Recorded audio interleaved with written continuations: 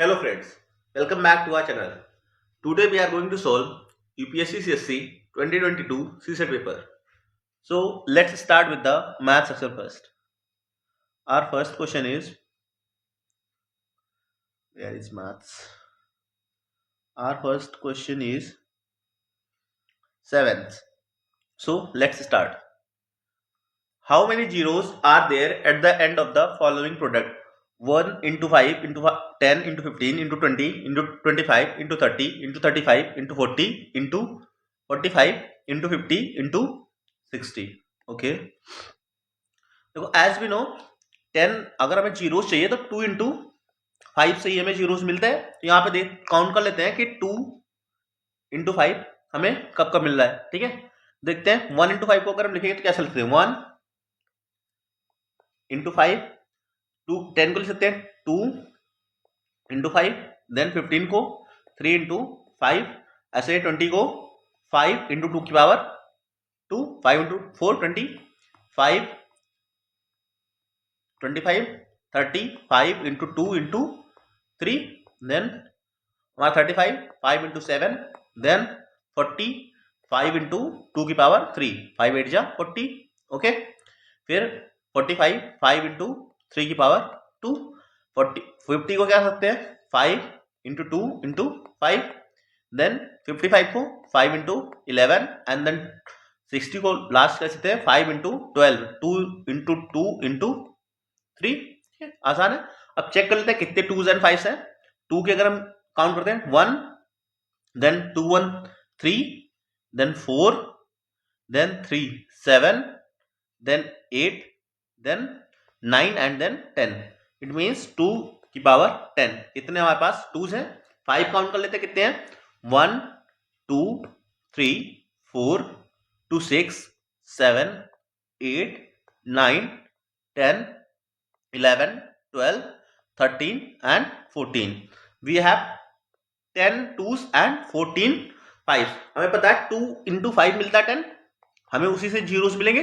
तो अगर हम जितने 2s हैं उतने ही 5 लेंगे तभी उतने जीरोस मिलेंगे। तो 2 की पावर 10 ये हमारा लेस नंबर है इतने ही 5 लेंगे हम तो हमारा क्या हो जाएगा जीरोस 10 हो जाएगा। ठीक है, जिसका भी 2 एंड 5 में जिसका भी पावर कम होता है वही हमारा जीरो होता है क्योंकि उतने टाइम्स हमारा ये मल्टीप्लाई हो सकता है। ठीक है, आई होप ये समझ में आ गया होगा। ठीक है, आसान क्वेश्चन था। आगे बढ़े। What is our next question. Let X Y Z be a 3 digit number where X plus Y plus Z is not a multiple of 3 then X Y Z plus Y Z X is not divisible by okay so it is given in the question that x plus y plus z is not multiple of 3। ठीक है, चलो हम assume कर लेते हैं, late कर लेते हैं एक्स वाई जेड की वैल्यू कोई एक्स की वैल्यू एज्यूम कर लेते हैं सबसे आसान y 2 एंड z 3। अच्छा अगर हम z को 3 एज्यूम करेंगे तो हमें बताया देखो सम जो है इसका मल्टीपल ऑफ 3 नहीं होना चाहिए। 2 1 3 3 6 6 अगर इसका सम है तो हमें पता है ये तो हमारा मल्टीपल ऑफ 3 है तो इट मीन्स कि हम 3 तो नहीं एज्यूम कर सकते हैं। हम 3 की जगह क्या ले लेते हैं 4 लेते हैं। अच्छा अगर 4 लेंगे 4 plus 2 plus 1 that is 7 7 is not divisible by 3 तो ये वाली कंडीशन जो हमारी है ये फुलफिल हो गई। हम ये एज्यूम कर लिए जेड एक्स की वैल्यू 1 है y की वैल्यू 2 एंड जेड की वैल्यू 4। ओके, अब लिखते हैं X Y Z it means 1 2 4 y Z X it means 2 4 and 1 then Z X Y Z is 4 x is 1 and y is 2। Let's add it 7 7 and 7। अब हमें बोला कि is not divisible by 7 7 7 अगर हम check करें तो x plus Y plus Z का sum कितना है 7 so it is divisible by 7। हमें पता है 7 से डिविजिबल है तो it can not be our answer. इसी तरह हम आगे चेक करते हैं 37 से तो हमें बता दो 37 से ये कैंसिल होता है 37 इंटू 3 1 1 1 इसका मल्टीपल होता है मतलब 37 भी नहीं हो सकता और 3 भी नहीं हो सकता है कि ये 37 और 3 से भी मल्टीपल हो जाएगा। हमारा आंसर क्या जाएगा 9। ठीक है, आसान क्वेश्चन है, बस लेट करना है और हमें निकाल लेना। ठीक है, आई होप समझ में आ गया होगा। नहीं होता है एक बार वीडियो पॉज करना और चेक करना, वैसे कुछ दिक्कत नहीं है, बस एक्स वाई जेड की हमें वैल्यू लेट करनी है और जैसा सा दिया वैसा हमें चेक कर लेना। ठीक है, आगे बढ़े। नेक्स्ट क्वेश्चन क्या हमारा let P Q R S be natural number such that p minus 2016 is equals to q plus 2017 is equals to r minus 2018 is equals to s plus 2019। okay, so which one of the following is the largest natural number. Okay ठीक है, करते हैं। देखो इसमें क्या करते हैं हम, पहले हम इसको सॉल्व करना है हमें, ठीक है। हम क्या कर लेते हैं, किसी भी एक को वैल्यू को जीरो मान लेते हैं, तो आसानी होगी उससे। हमें क्या करना है कि लार्जेस्ट निकालना है ना, वैल्यू तो आनी नहीं है, तो हम किसी को भी जीरो मान लेते हैं। मान लो एस को हम क्या कर लेते हैं, लेट कर लेते हैं एस की वैल्यू जीरो है। इसे सॉल्व करने में आसानी होगा, तो जितना हमारा टाइम बचेगा उतना अच्छा है। अब हम इसी सारा सॉल्व करेंगे, इसको और इसको सॉल्व करते हैं। अगर एस जीरो है तो पी की वैल्यू क्या जाएगी, 2019 प्लस 2016, ठीक है। आई होप समझ में आ गया था, कुछ नहीं है। फिर ऐसे ही अगर हम क्यू की वैल्यू निकालेंगे, देखो क्यू और इसको सॉल्व करेंगे, एस की वैल्यू जीरो है तो क्यू की वैल्यू क्या जाएगी, 2019 minus 2017।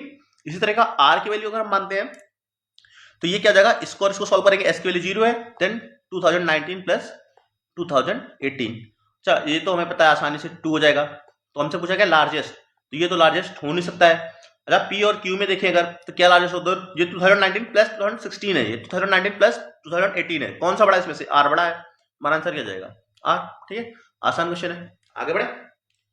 How many 5 digit prime number can be obtained by using all the digits 1 2 3 4 5। Okay, अगर हमें 5 डिजिट नंबर बनाना है, ऐसे बनाएंगे, देखते हैं। तो 1 2 3 4 5 प्राइम नंबर बनाना है, it means it can not be divisible. अच्छा डिविजिबिलिटी रूल से अगर चेक करते हैं, 1 प्लस 2 प्लस 3 प्लस 4, ये किसी का डिविजिबिलिटी रूल नहीं फॉलो करना चाहिए, नहीं तो फिर कैसे होगा प्राइम नंबर। अगर इसका सम करेंगे क्या जगह 5 4 9 3 12 2 14 1 15, तो 15 तो ये हमें पता है 3 का डिविजिबिलिटी रूल रहा है, मतलब 3 से तो डिविजिबल हो ही जाएगा ये। अगर ये 3 से डिविजिबल हो जाएगा तो इन नंबर से कोई भी नंबर बनाएंगे वो भी 3 से डिविजिबल होगा, कि इनका जो सम है वही 3 से डिविजिबल है। तो जब सारे नंबर 3 से डिविजिबल है तो प्राइम नंबर बन नहीं सकता है, तो हमारा आंसर क्या जाएगा, जीरो। ये तो आसान सा क्वेश्चन था, ठीक है, बोनस था समझो। आगे बढ़े, नेक्स्ट क्वेश्चन।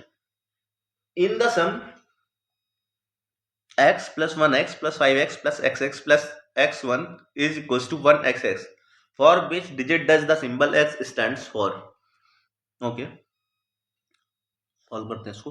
देखो अगर हम इसको ध्यान से देखो, इसको मान लेते हैं x है, x plus 1x plus 5x plus xx plus x1 is equals to 1xx। मैं x के लिए नहीं मालूम है। देखो अगर हम ऐसे देखो चेक करते हैं, अगर इसका सम करते हैं, देखो x plus x unit digit पहले सम करते हैं ना, ऐसे तो करते हैं 1x 2x 3x 4x plus 1 unit digit का अगर हम सम करेंगे तो जाएगा 4x प्लस 1। तो हमारा जो यूनिट डिजिट आना चाहिए क्या आना चाहिए, x आना चाहिए, ठीक है। तो बचा रहा है, देखो ऐसे लिख लो, तो अगर किसी को दिक्कत हो रही है तो ऐसे लिख लो आप, आसान एक सेकेंड, थोड़ा और अच्छे तरीके से लिखता हूँ इसको ताकि समझने में आसानी हो। देखो इसको ऐसे लिख लो तो आपको ज़्यादा समझ आएगा। ऐसे लिख दूँ मैं, x 1x then 5x then xx then x1, इसका जो सम दिया हुआ है वो दिया हुआ है 1xx, ठीक। अब आई होप समझ आएगा। देखो x plus x plus x plus x it is 4x plus 1 की वैल्यू में क्या दिया है, x दिया हुआ है। x नहीं दिया, ये यूनिट डिजिट x आना चाहिए ना, यूनिट डिजिट x आना चाहिए। बाकी यहाँ पे कुछ हो सकता है 1 2 कुछ भी हो, बट यूनिट डिजिट तो हमारा x आना चाहिए, तभी तो हमारा ये एडिशन होगा, हमारा वैलिडेट करेगा। तो अगर हम देखते हो x के लिए यहाँ से हम वैल्यू से देखते हैं कैसे करें, तो अगर 2 रखते हैं, 4 2 जा 4 इंटू 2 प्लस 1 कितना जगह ये 9, तो यूनिट डिजिट तो हमें x ही चाहिए, मतलब 2 ही चाहिए, तो ये तो हमारा आंसर नहीं हो सकता है।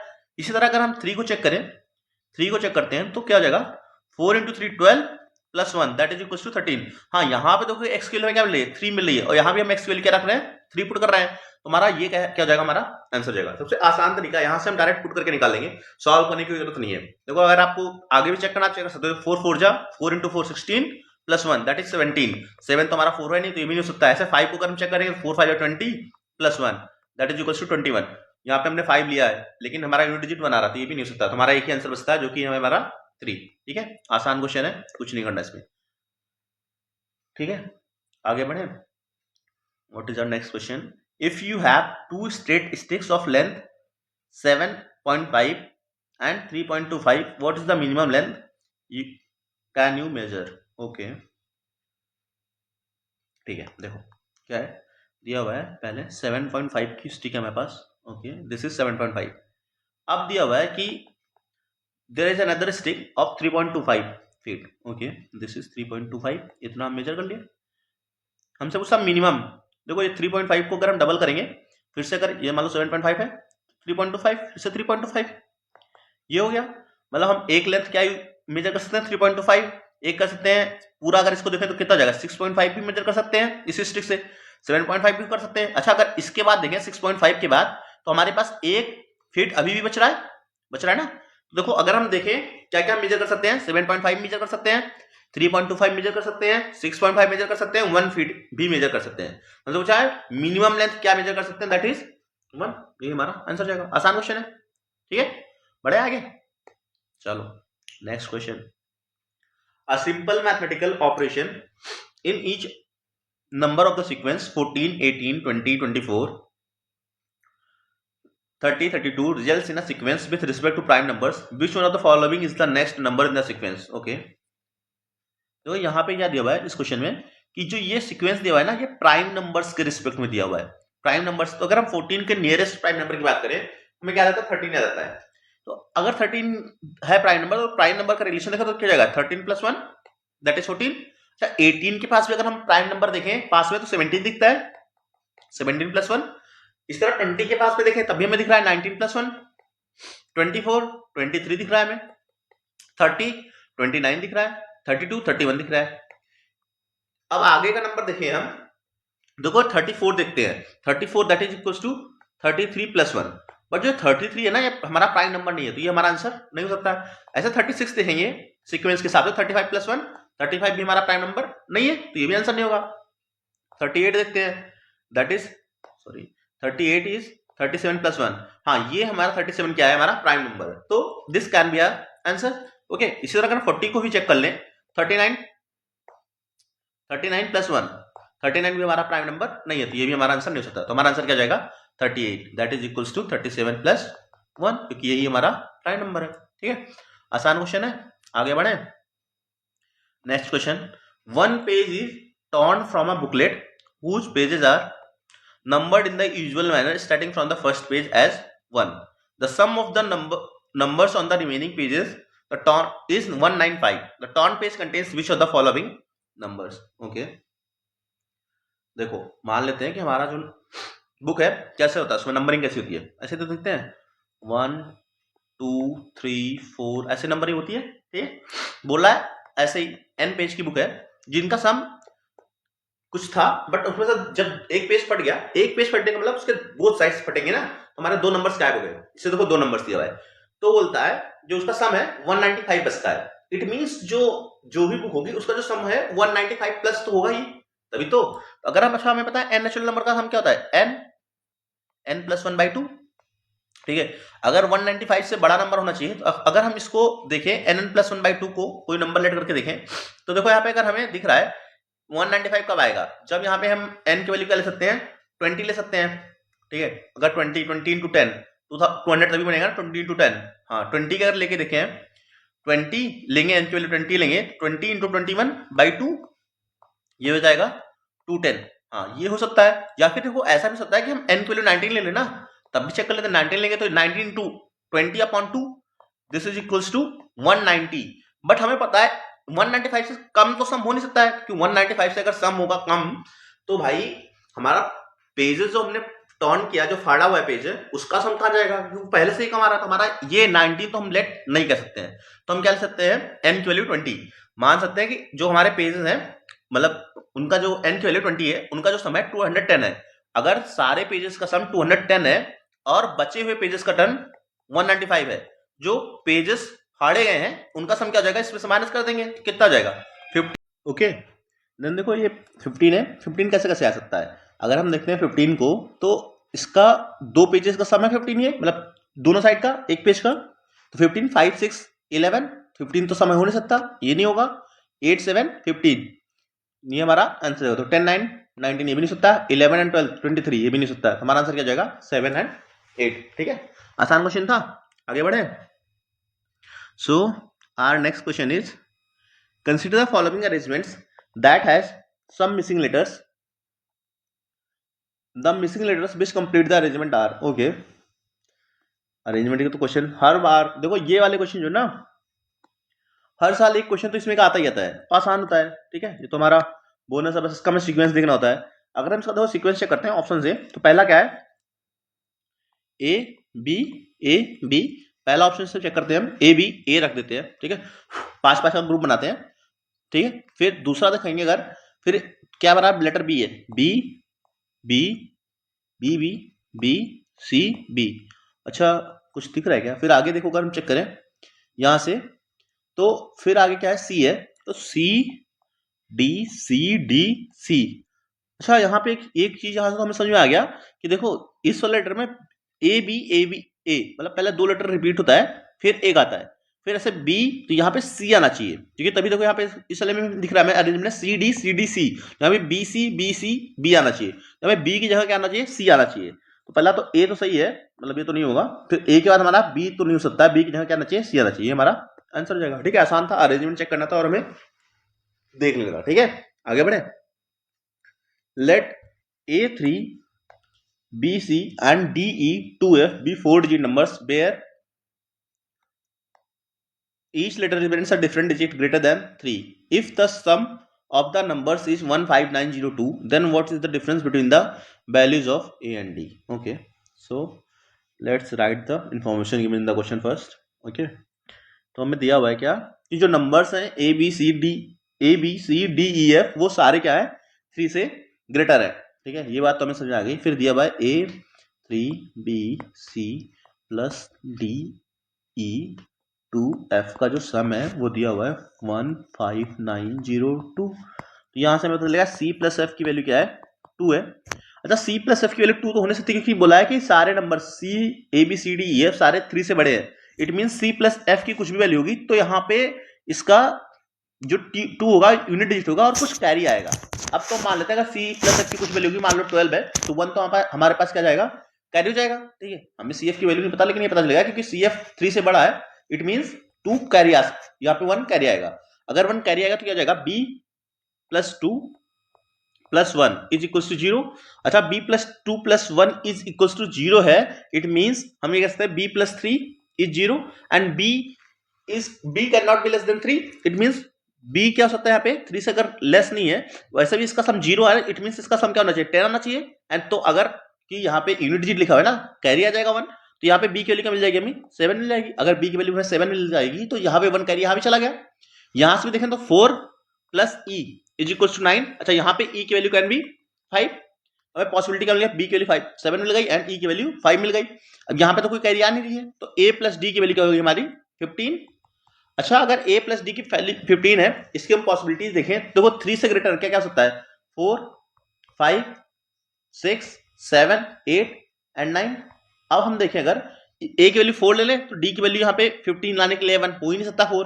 B A की वैल्यू अगर 5 लेंगे 5 प्लस 10 ये भी नहीं सकता। 6 लेते हैं, 6 प्लस 9 लेते हैं अगर पॉसिबिलिटी, 6 प्लस 19 ये 9 15, ये तो हमारा आंसर हो सकता है। इसी तरह अगर हम 7 लें तो 7 प्लस 8 भी 15 होता है, बट हम 7 प्लस 8 नहीं ले सकते क्योंकि देखो बोला डिफरेंट डिजिट्स है एंड B की वैल्यू पहले ही हमें पता है 7 है, तो ये वाला पॉसिबिलिटी हो नहीं सकता है। मतलब A एंड D की वैल्यू क्या हो सकती है, 6 और 9 हो सकती है, ठीक है। अब पूछा हमसे डिफरेंस क्या है, तो 6 और 9 का डिफरेंस क्या है, 3 है, ये हमारा आंसर हो जाएगा, ठीक है। आसान क्वेश्चन था, कुछ नहीं, जैसा जैसा दिया था वैसे हमें देख लेना था। नहीं आया तो एक बार पॉज करो और फिर से देखो, आगे बढ़े, ठीक है। यहां तक आई होप क्लियर होगा।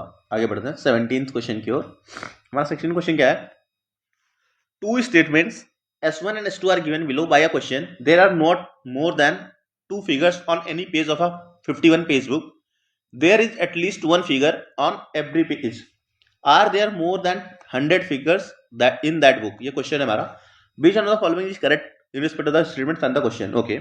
पहला स्टेटमेंट अगर हमें बोलता है तो बोलता है there are not more than 2 figures on any page of 51 page book. Okay, not more than it means क्या हो सकता है कि 2 भी हो सकता है, 1 भी हो सकता है एंड 0 भी हो सकता है। अगर 0 हुआ तो हमें पता है कितने सारे पेज पे अगर मान लो 0 तो 0 एक ही फिगर नहीं होगा।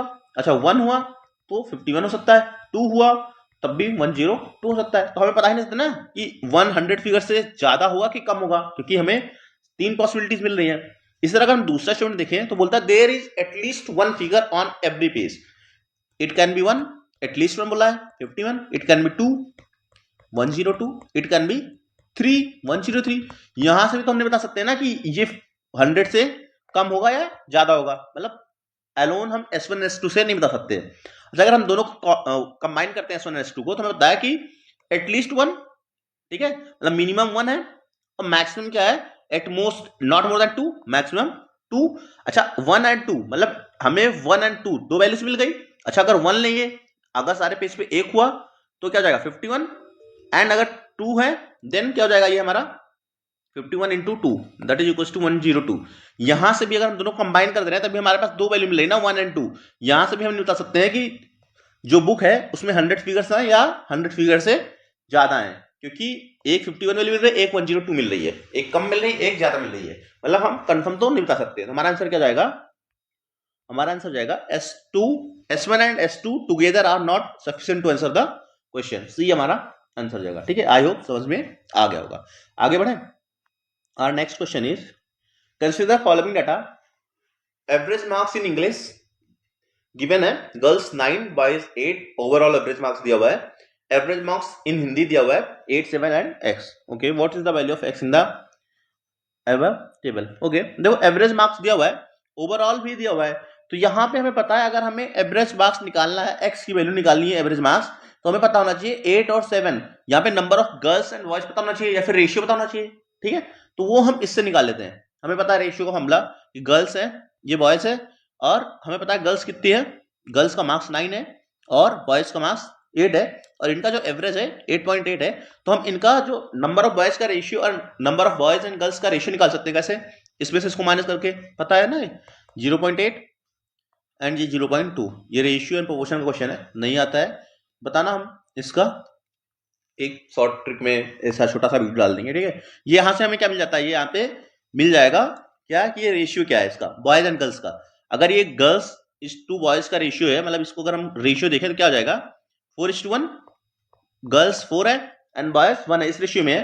तो यहां से अगर हमें एवरेज निकालना हो तो क्या निकालेंगे, 8 इंटू 4, क्योंकि जो रेशियो है गर्ल्स का 4 है एंड बॉयज का क्या है 1 है, मतलब 7 into 1 upon 4 plus 1 5, it means 8 4 32 plus 7 39 by 5, 5 7 जा 35 एंड देन 4 5 8 जा 40, 7.8, ये हमारा आंसर हो जाएगा। ठीक है, आई होप समझ में आया होगा। आसान क्वेश्चन है, रेशियो का हो जाना चाहिए। ठीक है, आगे बढ़ते हैं।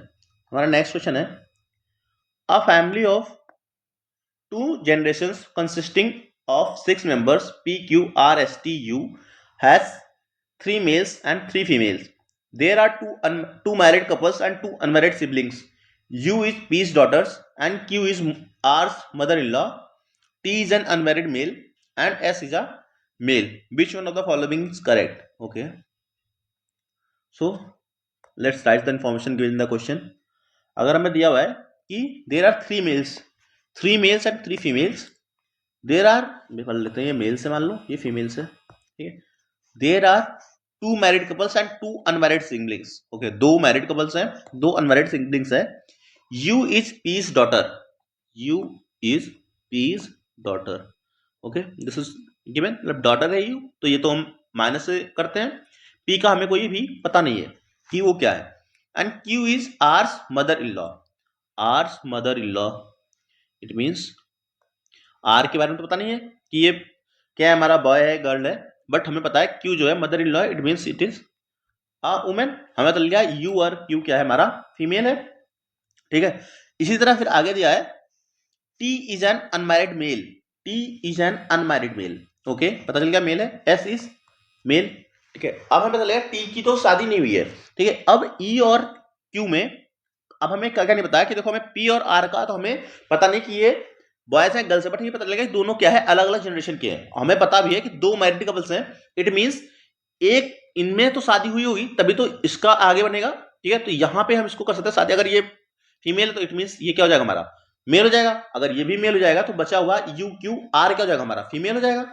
ये भी हमारा R, अगर P को हम मेल रखेंगे तभी तो यहाँ पे आगे का जनरेशन बढ़ेगा, तो R जो हमारा हो जाएगा ये फीमेल हो जाएगा। ये तो हमारा क्लियर हो गया।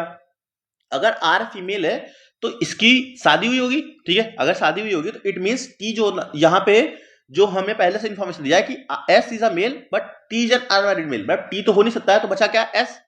S इसका क्या हो जाएगा, हस्बैंड हो जाएगा। और हमें पता है कि 2 सिबलिंग्स हैं, सिबलिंग्स तो देखो इसको सॉरी ऐसा भी लिख सकते हैं, टी इज अ मेल है, इसको अगर हम ऐसा लिखें, इस तरीके लिख दें कि मदर इन लॉ है ना, तो ये हमारा इन दोनों की शादी हुई है, ये हमारा एस मेल है, इसका सन मानते हैं, और ये क्या हो जाएगा, इसकी डॉटर इन लॉ है। ठीक है, ऐसा दिया हुआ है। अब हमें पता है सिबलिंग्स हैं एस यू, ठीक है, ये सिबलिंग्स है। बाकी जो टी कौन बचता है, टी, ये भी इसका क्या है, सिबलिंग है जो कि मेल है। ऐसा हमारा फैमिली डायग्राम बन जाएगा। अब हम देखते हैं हमारा क्या दिया हुआ है, आर इज यूज हस्बैंड, नहीं दिया हुआ है, आर तो पहले से फीमेल है, ये तो नहीं हो सकता है। फिर आर इज एस वाइफ, हाँ ये हमारा आंसर जाएगा, R is S wife. Okay, कुछ नहीं है, बस फैमिली डायग्राम बनाना जैसा सा दिया है और हमारा आंसर आ जाएगा। ठीक है, एस इज अनमैरिड ऐसा तो है ही नहीं है, नन ऑफ द वे। ठीक है, ये हमारा आंसर हो जाएगा। आगे बढ़ते हैं, नेक्स्ट क्वेश्चन क्या है, in a particular year 12th January is a Sunday, then which one of the following is correct. 15th July is a Sunday if the year is a leap year, 15th July is a Sunday if the year is non-leap year, 12th July is a Sunday if the year is a leap year, and 12th July is not a Sunday if the year is a leap year. Okay, देखते हैं, देखो पहले 12th जनवरी दिया है ना, 12th जुलाई के respect में देख लेते हैं, फिर 15th जुलाई देख लेंगे। पहले हम इसमें देखते हैं ऑड नंबर्स ऐसे निकालते हैं ना, ऑड डेज क्या है, तो अगर हम 12 प्लस जनवरी की बात करें, 12 प्लस 19 31 डेज, 19 डेज होंगे इसमें। फिर अगर हम बात करें फरवरी की, अगर हम पहले देखते हैं नॉन लीप ईयर का, फिर लीप ईयर होगा तो उसमें हम एक और डेज बढ़ा लेंगे। ये देखो लीप ईयर होगा 28, नॉन लीप ईयर होगा तो 29, सॉरी नॉन लीप ईयर होगा 28, लीप ईयर होगा तो 29, तो वहां पे एक डेज हमारा बढ़ जाएगा, उसको हम देख लेंगे बाद में। अभी हम क्या करते हैं, नॉन लीप ईयर के लिए निकालते हैं। फिर फरवरी के बाद हमारा क्या जाएगा, फरवरी के बाद हो जाएगा हमारा मार्च, देन अप्रैल, देन मई, फिर जून, फिर जुलाई। जुलाई में हम पहले 12 के लिए निकालते हैं ना, फिर 15 के लिए निकाल लेंगे आगे, एक 3 डेज हम क्या करेंगे, ऐड कर लेंगे। तो 12, दिस इज हमारा 12 जुलाई, जब क्या होगा, ये नॉन लीप ईयर होगा। नॉन लीप ईयर होगा तो हम देखते हैं ऑड डेज कितना आ रहा है इसमें। ऑड डेज इसमें देखिए 7 2 14, दिस इज 5, इसमें 7 4 28 0, this is 7 4 28 3 and 2, this is 3 2 and यहाँ पे 5। ठीक है, कितना होगा, 5 3 8 2 10 3 13 2 15 5 20। यहां पे अगर हम बोले तो हमारा क्या मिल रहा है, 6 ऑड डेज मिल रहा है। अच्छा, हमें बोल रहा है 12th जुलाई या Sunday if the year is a leap year. अच्छा, ये देखो नॉन लीप ईयर के लिए निकालें, अगर हम यही चीज लीप ईयर के लिए निकालते हैं तो यहाँ पे क्या हो जाएगा, 29 अगर ये हो जाएगा तो यहाँ पे हमें 7 4 28 1 ऑड डेज और मिलेगा। 1 ऑड डेज अगर और मिलेगा तो हम लीप ईयर के लिए देखें 1 ऑड डेज और मिलता है, अगर इसको हम काउंट करते हैं तो कितना हो जा रहा है, ये 5 1 6 3 9 2 11 14 and this is 16 5 21 divided by 7 3 divide हो जा रहा है, कोई रिमाइंडर नहीं बच रहा, कोई भी ऑड डेज नहीं बच रहा, तो हमारा क्या जाएगा, सही है कि 12th जुलाई जा संडे, क्योंकि 0 अगर डेज बचे ऑड डेज, इट मींस अगर संडे है उस दिन भी हमारा क्या जाएगा, संडे ही होगा। किस दिन, क्योंकि हम अभी 12th जुलाई का निकालें तो 12th जुलाई क्या जाएगा हमारा, संडे जाएगा if the year is a leap year. ठीक है, आसान है, आगे बढ़े, कुछ नहीं करना। इस टाइप के भी हर बार एक क्वेश्चन आ रहा है तो इसको भी आप देख के जाना। ठीक है, आसान क्वेश्चन है, कुछ नहीं कैलेंडर का है। ठीक है, इसमें बस ऑड डेज देखना होता है। आगे बढ़ते हैं, नेक्स्ट क्वेश्चन क्या है हमारा, These are next question 22 23 English. Okay, then maths 27 28. Okay, two statement S1 S2 are given below with regard to 4 members PQRS followed by a question. R is greater than P as well as Q. S is not the largest one. Among 4 numbers PQRS, which one is the largest? Okay, पहला statement अगर हम check करें तो पहले statement दिया है P Q R S, R is greater than P as well as Q. Okay, अगर हम इस स्टेटमेंट से देखें तो हमें एस के बारे में कोई इंफॉर्मेशन नहीं दिया गया है। अगर एस के बारे में कोई इंफॉर्मेशन नहीं दिया है तो इट मींस हम क्या कह सकते हैं कि हम बता नहीं सकते पी क्यू आर एस में कौन सा बड़ा है। पहले स्टेटमेंट से तो हम नहीं बता सकते हैं। दूसरा स्टेटमेंट दिया है S is not the largest one, यहाँ पे तो एस के बारे में इंफॉर्मेशन दिया, पी क्यू आर के बारे में कोई इंफॉर्मेशन नहीं दिया है, तो यहां से भी हम कंक्लूड नहीं कर सकते कि कौन सा लार्जेस्ट नंबर है। बट अगर हम दोनों को कंबाइन कर दें, बोल रहा है R is greater than P and Q and S is not the largest one, it means क्या है कि एस लार्जेस्ट वन नहीं हो सकता, कहीं भी हो सकता है, पी क्यू एस का हमें कॉम्बिनेशन नहीं पता, बट हमें पता लगा कि आर जो है ग्रेटर है क्योंकि एस लार्जेस्ट नहीं है एंड पी एंड क्यू से तो आर बड़ा है, इट मींस एस से भी आर बड़ा होगा। तो हमारा आंसर क्या हो जाएगा, S1 and S2 are together are sufficient to answer the question, but neither S1 nor alone nor S2 alone is sufficient to answer the question। ये हमारा आंसर जाएगा। ठीक है, आसान क्वेश्चन है ये तो। ठीक है, आगे बढ़े। हमारा नेक्स्ट क्वेश्चन क्या है,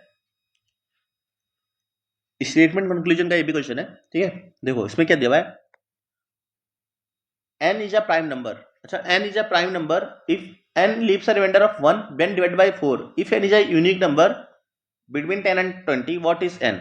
अच्छा, unique natural number between 10 and 20, 10 and 20 के बीच में अगर हम देखें नेचुरल नंबर क्या क्या हो सकता है, 11, 13, 17 एंड 19। बोला n प्राइम नंबर है, भाई इतने नंबर हो गए चारों, तो हम कैसे बता सकते हैं कौन सा है, यूनिक नंबर तो बता नहीं सकते हैं, तो पहले स्टूडेंट से तो हम नहीं बता सकते हैं। अगर सेकेंड स्टूडेंट देखें, n leaves a remainder of 1 when divided by 4।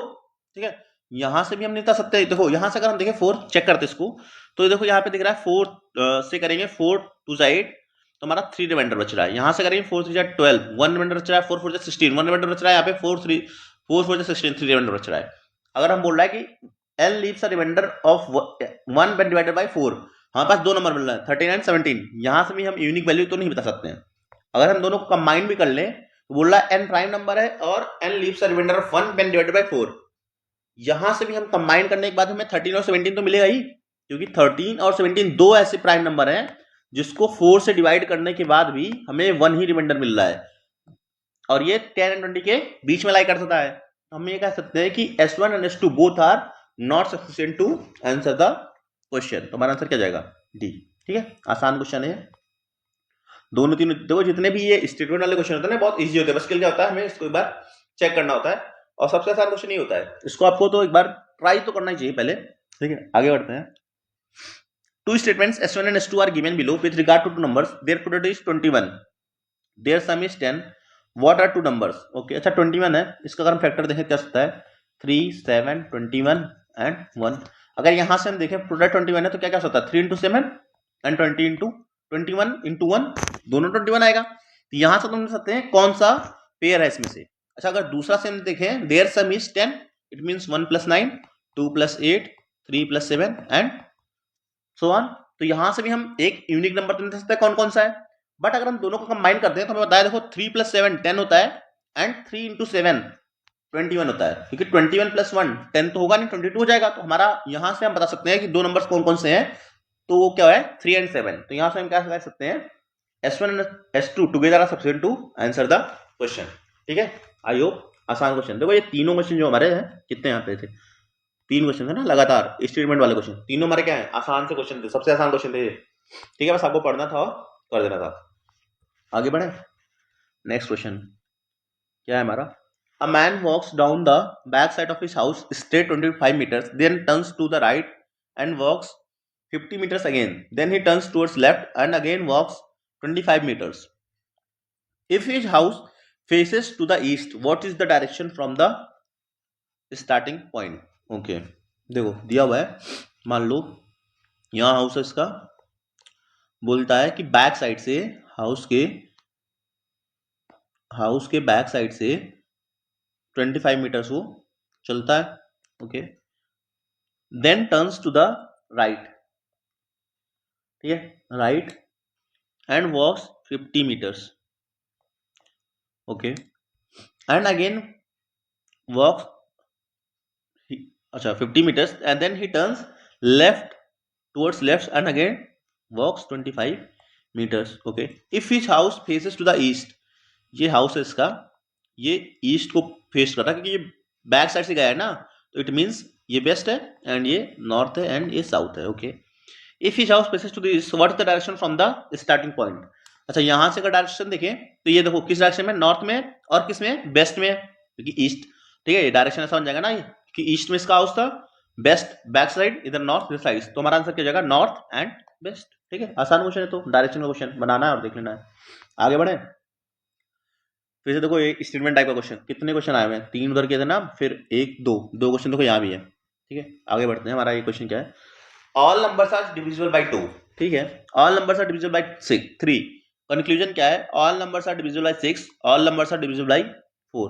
अच्छा हमें पता है अगर कोई नंबर है 2 and 3 से डिविजिबल है, इट मींस क्या है कि वो 6 से भी डिविजिबल होगा। कि 2 and 3 से अगर डिविजिबल है, मानते कोई भी नंबर मान लेते हैं, मान लो हमारा क्या है 12 है, ठीक है, ये 2 से भी डिविजिबल है, 3 से भी डिविजिबल है, देन 6 से भी डिविजिबल होगा। 2 and 3 से डिविजिबल है, it means multiplication of 2 and 3 से भी डिविजिबल होगा, मतलब पहला कंक्लूजन तो निकाल सकते हैं। बट ये हम नहीं कह सकते 4 से। अगर कोई नंबर 2 से डिविजिबल है, इट डज नॉट मीन कि वो 4 से भी डिविजिबल है। जैसे हम देख लेते हैं, देखो हमारा क्या है 10 है, ये 2 से तो डिविजिबल है, बट क्या ये 4 से डिविजिबल है? नहीं है। इस तरह अगर हम 14 देखें, ये 2 से डिविजिबल है बट 4 से डिविजिबल नहीं है। मतलब पहला कंक्लूजन तो हमारा सही है, बट दूसरा कंक्लूजन हमारा गलत है। तो हमारा क्या हो जाएगा आंसर यहाँ से? Only conclusion 1 is right. ठीक है, आसान क्वेश्चन है ये सारे इजी क्वेश्चंस में आते हैं। आगे बढ़ते हैं, नेक्स्ट क्वेश्चन क्या है हमारा? देखो ये क्वेश्चन क्या हमारा वेन डायग्राम का है। वेन डायग्राम बना लेते हैं, देख लेते हैं, सबसे आसान पड़ेगा। All cats are dogs, okay, this is cats, all cats are dogs, all cats are black, all cats are black. देखो यहाँ पे दो बन सकता है, ऐसा भी सकता है ऑल कैट्स आर ब्लैक, या फिर ऐसा भी सकता है कि ये कैट है, ये डॉग है, और ऐसा भी सकता है, बट हमें तो पता नहीं है ये ब्लैक। ठीक है, ये मान लो ऑल कैट्स आर ब्लैक। अब देखो ऑल डॉग्स आर ब्लैक, अगर ये ऐसा होता तो कह सकते थे all dogs are black, but यहाँ पे तो हमें पता नहीं हो सकता है इतने ही ब्लैक हो, बाकी कुछ डॉग्स नहीं हो। तो यहां से तो हम ये हम कंक्लूजन इन्फर नहीं कर सकते हैं। Some dogs are not black, अच्छा ये वाला से तो हम बता सकते हैं कि some dogs are not black, but अगर ऐसा होगा तब भी तो हम यहाँ पे मतलब दो हमारे बन जा रहे हैं ना वेन डायग्राम, तो हम कह नहीं सकते हैं कि ये या ये कोई भी इसमें से सही है। तुम्हारा आंसर क्या जगह पे? नाइदर कंक्लूजन 1 नॉर कंक्लूजन 2, क्योंकि केवल एक बार वेन डायग्राम बनता तो हम आराम से इन्फर कर सकते थे कि कौन सा स्टूडेंट सही है, बट दो बन रहा है, दो केसेस बन रहे हैं, दो केसेस में बनने में दोनों अलग अलग है। ठीक है, इसी से हमारा आंसर क्या जाएगा? Neither 1 nor 2। आगे बढ़ते हैं, consider following question of the numbers, how many odd numbers are followed by the odd number in the above sequence. Okay, कुछ नहीं इसमें तो गिनती करना। देख लो 5 को कौन फॉलो कर रहा है? 1, एक हो गया, फिर 4 7 3, 7 को 3 कर रहा है, हो गया। फिर देखो 7 को 3 कर रहा है, odd numbers followed by the odd number, फिर 3 को भी देखो 9 नंबर कर रहा है, कितने हो गए? 3 हुए। फिर 9 को 8 नहीं कर रहा है, फिर 7 को 2 नहीं, ऑड नंबर नहीं है। फिर 3 को 1 ये भी कर रहा है, फिर 1 को 5 फॉलो कर रहा है, ये भी ऑड है। ठीक है, फिर इसी तरह अगर हम देखें 5 को 8 नहीं, फिर 3 को 8 कर रहा है नहीं, 5 को 2, 2 को 4, 3 को 4 नहीं, अच्छा 9 को 6 ये भी नहीं है। तो हमारे पास टोटल कितने हुए? 1 2 3 4 5 लेते हैं, 5 अगर और चेक कर लेते हैं। 5 को 1, 7 को 3, 3 को 9, ठीक है, फिर और कहाँ में और? अच्छा ये 5 7, 5 को 7 भी तो कर रहा है, तो हम भूल गए थे। तो कितने हो गए? एक बार रीचेक कर लें। 2 6, ठीक है, 3, हाँ तुम्हारा क्या था? 1 2 3 4 5 6 हमारा क्या जाएगा? आंसर जाएगा। आसान है, बस क्या करना है, एक बार इसको काउंट करना है कि कौन सा फॉलो कर रहा है ऑड नंबर को। ठीक है, ये सबसे आसान क्वेश्चन है। ओके, तो हमारा नेक्स्ट क्वेश्चन क्या है? A is 16th from the left and in a row of boys and B is 18th from the right end. G is 11th from the A towards the right and 3rd from the B towards the right end. How many boys are there in a row? Okay, कर लेते हैं। क्या दिया है? A is 16th from the left. This is A and 16th from the left. B is 18th from the right end. Left का बना लेते हैं। फिर G is 11th from A towards the right. Okay, G is 11th from the left and अगर ये 11th है, ठीक है, A के राइट में G 11th है, इट मीन्स अगर हम स्टार्टिंग से देखें तो क्या जाएगा? 16th ये है, 11th ये, it means 27th and third from B towards the right and, and B से ये थर्ड है, इट मीन्स जो B है यहाँ पे, इससे अगर ये थर्ड है तो अगर हम लेफ्ट एंड से B का पोजीशन देखें तो ये 27th है, इट मीन्स ये क्या जाएगा? 24th, तभी तो ये थर्ड होगा।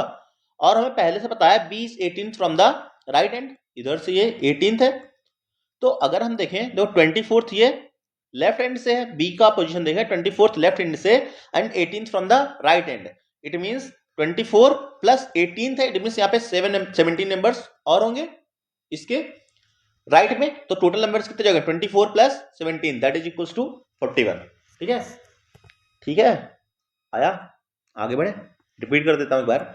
देखो पहले से दिया हुआ है A की पोजीशन 16th, तो G की पोजीशन दिया है 11th फ्रॉम द A, तो ये क्या जाएगा? 27th, और दिया B क्या है, जी जो है बी के थर्ड राइट है, इट मींस बी जो होगा अगर लेफ्ट एंड से देखेंगे तो कितना जाएगा 24th पोजीशन पे, और बी की पोजीशन फिर पहले से दिया है 18th position from the right end, then 24 plus 18th position, it means 17 members are there who is right end who is at the right end from the B, तो क्या जाएगा 24 plus 17 that is equals to 41।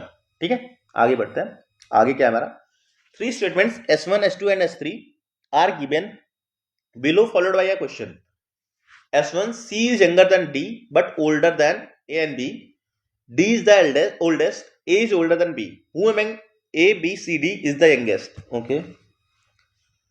दिया हुआ पहला क्या है, C is younger than D. C is younger than D. It means D is older, ऐसा हम लिखते हैं, but older than A and B. C is older than A and B, मतलब इसके नीचे आ रहा है A and B. Okay.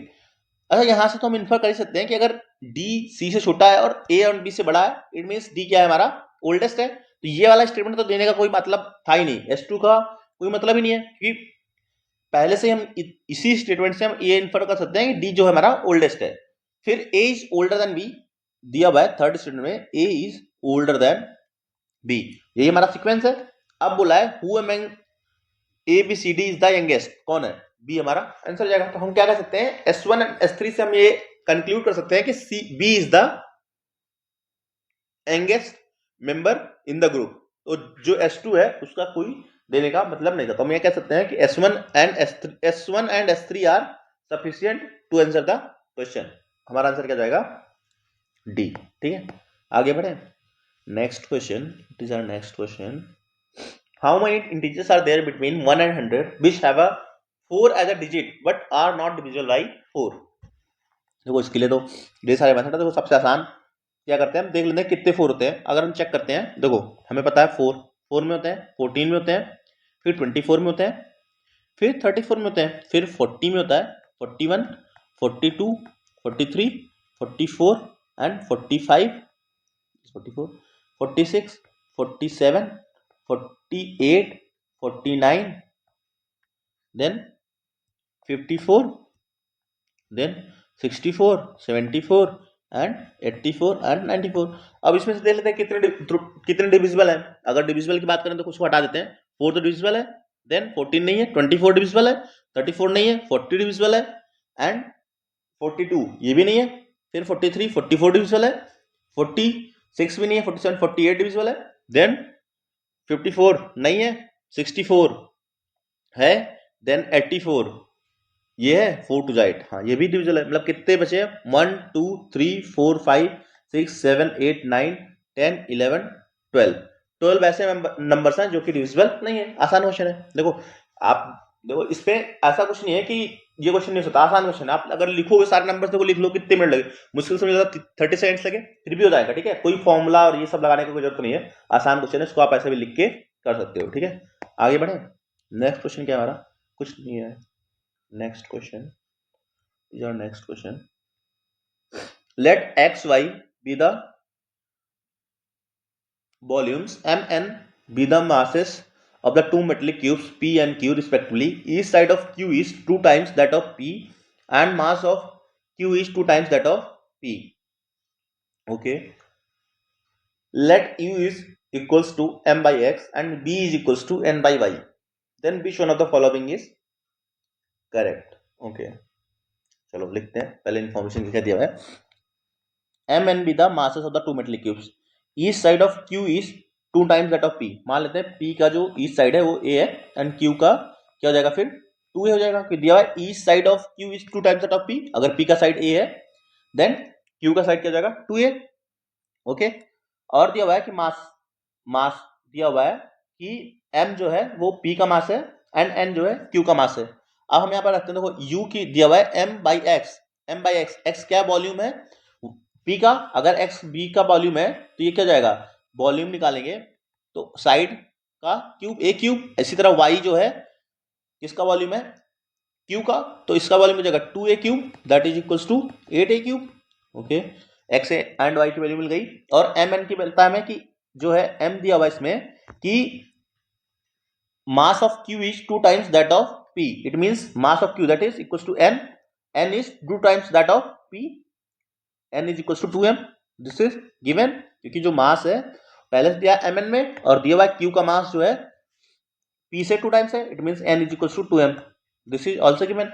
अगर हम चेक कर लेते हैं u is equals to m by X, यहाँ पे रखते हैं m की वैल्यू क्या है हमारे, इसको ऐसे रखते हैं, देखो दूसरा वाला स्टेटमेंट लिख देते हैं, b की वैल्यू पहले लिख, ठीक है। b की वैल्यू अगर हमें दिया हुआ है आगे क्या, n बाई वाई, ठीक है। अब अगर हम यहाँ पे वैल्यू रखते हैं n बाई वाई की, तो n by Y, n is equals to क्या है हमारा 2m बाई y की वैल्यू क्या दिया हुआ है हमारा 8a क्यूब। सॉल्व कर लें तो क्या जाएगा 1/4 m बाई ए क्यूब। ये भी हो सकता है हमारा, क्योंकि x की वैल्यू दिया है a बाई क्यूब, तो हमारा आ गया। अगर दोनों को कंबाइन करते हैं तो क्या हो गया कि अगर हम देखो यहाँ से दिख रहा है कि b जो है 1/4 ऑफ u है, इट मीन्स ये कह सकते हैं कि b इज इक्वल्स टू, यहाँ पे ऐसे लिखते हैं,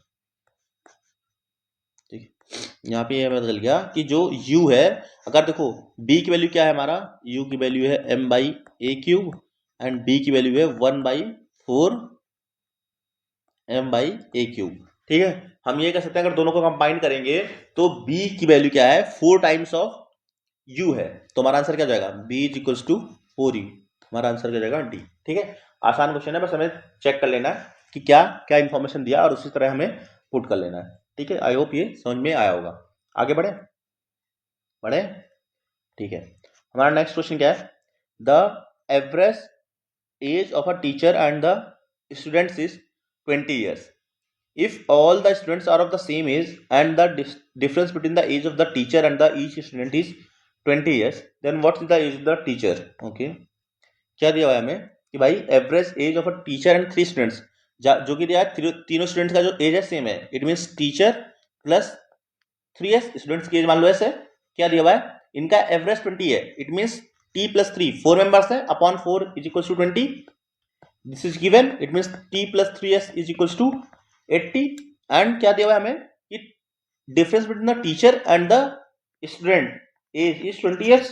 अगर दोनों को हम सॉल्व कर लें तो क्या जाएगा, माइनस कर देते हैं तो क्या जाएगा ये टी माइनस आउट, ये हो जाएगा 4s इज इक्वल्स टू क्या जाएगा हमारा 60, इट मीन्स s की वैल्यू क्या होगी हमारी 15। अगर s की वैल्यू 15 है तो यहां से हम निकाल सकते हैं, इसमें पुट कर देंगे तो t की वैल्यू क्या जाएगी 20 plus 15 that is equals to 35। ये हमसे पूछा है what is the age of the teacher, तो हमारा क्या जाएगा आंसर 35। आसान क्वेश्चन है, तो आगे बढ़े। Our next question is, a person bought a car and sold it for 3 lakh.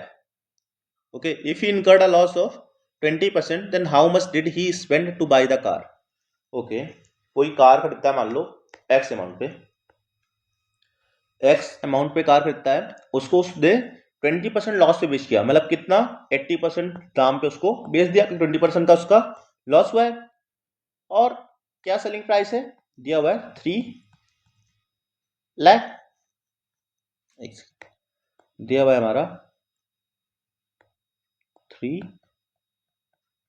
Lakh. अब बोला कि एक्स की वैल्यू बतानी है, आसान क्वेश्चन है, 0 0 कैंसिल आउट, इसको करते हैं तो क्या जाएगा हमारा 8 3 24, 6 8 7 56, 4 देन 8 5 40, 0 0, अच्छा 1 0 इधर से 10 है ना, उधर जाएगा तब भी जाएगा क्या जाएगा एक्स के लिए 3 7 5 0 0, ये हमारा आंसर जाएगा, डी हमारा आंसर जाएगा। आसान क्वेश्चन है, ठीक है। आई होप यहाँ तक समझ में आया होगा। हम क्या करेंगे 40 क्वेश्चन हो गए ना, नेक्स्ट 40 क्वेश्चन क्या करेंगे हम नेक्स्ट वाले पार्ट में कर लेंगे, नहीं तो हमारी वीडियो का जो लेंथ हो रहा है बहुत बड़ा हो जाएगा, ठीक है। आई होप यहाँ तक सारे क्वेश्चन समझ में आए होंगे। बाकी आपको कोई भी डाउट हो कुछ भी हो तो आप क्या कर सकते हो कमेंट कर सकते हो, ठीक है। Okay, all the best.